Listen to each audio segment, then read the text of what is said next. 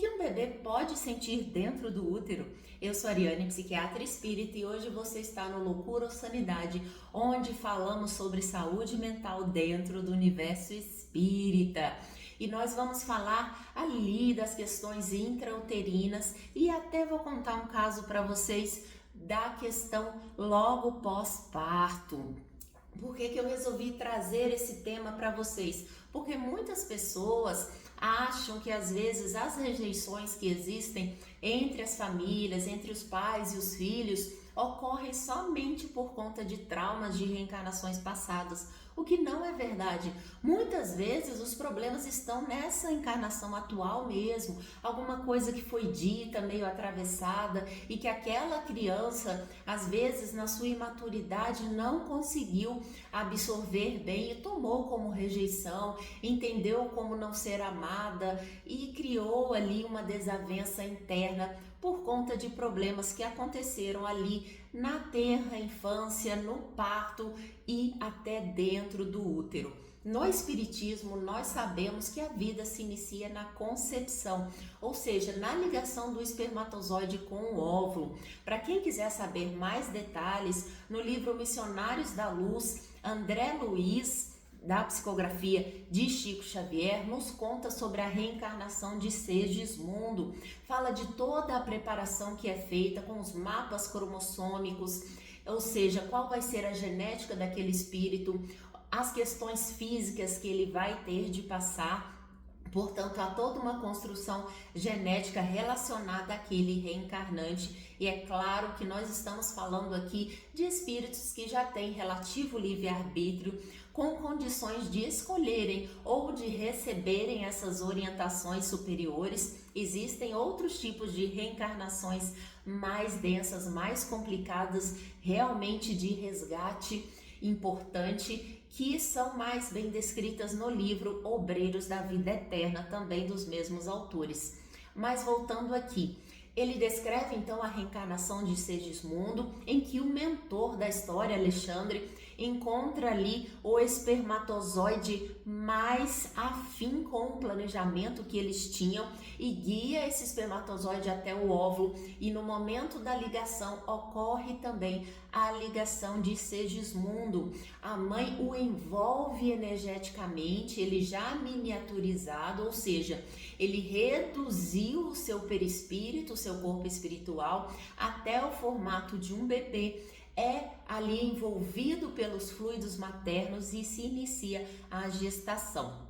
Inclusive, André Luiz nos conta que os primeiros 21 dias, onde estão ocorrendo ali as ligações, as primeiras mitoses, divisões celulares, para que haja a formação básica do embrião, do feto, ocorre uma proteção bem maior. Vários espíritos estão ali auxiliando nessa reencarnação, auxiliando o Segismundo e a mãe, que também tem um grande gasto energético relacionado àquela gestação. Isso dito, fica claro para nós que toda influência energética, magnética, os pensamentos da mãe, os sentimentos da mãe vão influir naquele bebê que se encontra não completamente consciente, mas ele também não está totalmente inconsciente na maior parte das reencarnações, e ele absorve energeticamente o que está acontecendo. E aqui eu não estou jogando a culpa na mãe, não. O que está acontecendo ao redor da mãe, com o pai, com familiares, com o local de trabalho, os ambientes que ela frequenta, também vão influenciar na formação deste bebê, e na formação física e na formação também psíquica e emocional, porque os fluidos atuam de todas as maneiras nesse feto que ali se encontra fragilizado. Tanto que hoje a gente sabe pela medicina que nós podemos conversar com essa criança e ela reage, ela dá chutinho ali na barriga. Você pode colocar músicas e fazer tratamentos com música com esse bebê ali no intraútero. Nós sabemos que o bebê reconhece a voz da mãe e a voz do pai, inclusive com trabalhos feitos após o nascimento. A gente coloca sons que a criança costumava ouvir dentro da barriga e o bebê reage, ou seja, ele reconhece que aquele som já aparecia para ele durante a sua formação.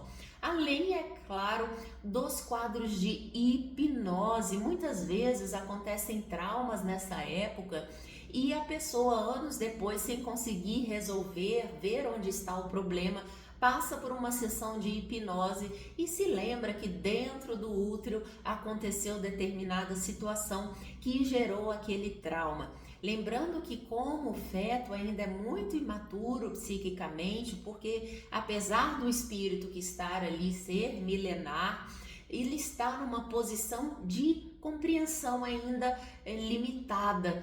Então, pequenas coisas que acontecem no ambiente às vezes têm grandes repercussões. E é por isso que na infância os traumas são muito mais comuns, porque a criança não tem a compreensão, nem o desenvolvimento emocional ou mesmo cerebral para compreender as situações que acontecem. Então, a marca emocional do trauma fica muito maior. Hoje, inclusive, a gente tem a evangelização intrauterina, que alguns colegas lá do Sul fazem. Eu tenho uma amiga aqui em Brasília que faz esse trabalho no Centro André Luiz, no Guará, e é um trabalho muito bonito de evangelização, ao qual comparecem as mães e eles vão falando ali com o bebê e trazendo já o Evangelho do Cristo dentro do útero. E sim, aqueles bebês nascem mais tranquilos e já com uma propensão maior a seguir o Evangelho do Cristo.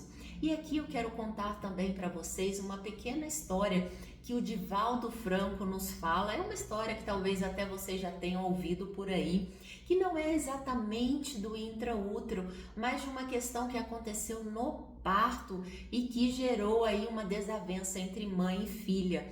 Divaldo estava fazendo uma palestra justamente sobre as questões de rejeição entre pais e filhos, e ele falava, no caso, que isso poderia ser do passado distante, de uma outra reencarnação.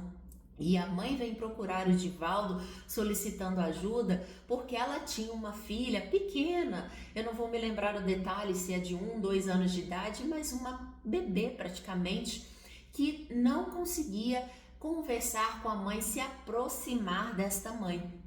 E por mais que ela fizesse, amasse a filha, ela estava então agora entendendo que era de uma reencarnação passada. E Divaldo, impressionado com aquela história, vai perguntar à sua mentora Joana de Ângeles o que tinha acontecido na reencarnação passada para que ele pudesse auxiliar esta mãe. E Joana é taxativa, dizendo que não havia nenhum problema entre as duas na outra encarnação, mas que sim ocorrera algo no momento do parto. E Divaldo, sabendo dessa informação, vai conversar com a mãe. E a mãe fala, mas não aconteceu nada, o parto foi tranquilo, não tivemos nenhum problema, a menos que ela se lembra.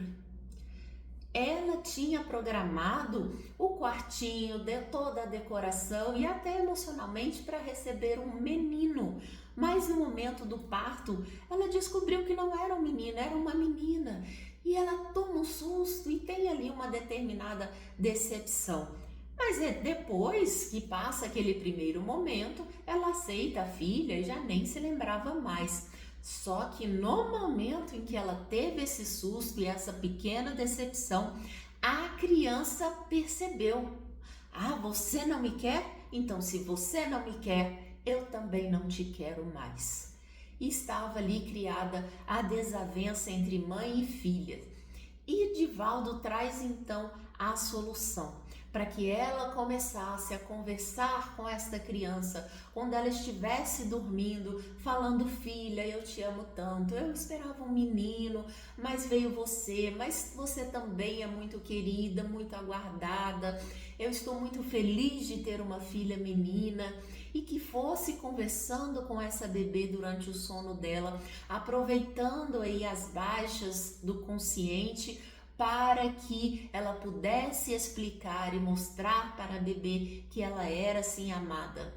E um belo dia, ela estava ali nos afazeres domésticos e a bebê aparece para ela e chama mamãe. E ela toma um susto, porque a criança não a chamava de mãe, não tinha essa proximidade. e ela pergunta a DP: é verdade que a senhora me ama? Imaginem essa questão para a mãe. E ela diz que sim, que ela ama, e elas se abraçam e se reconciliam naquele momento.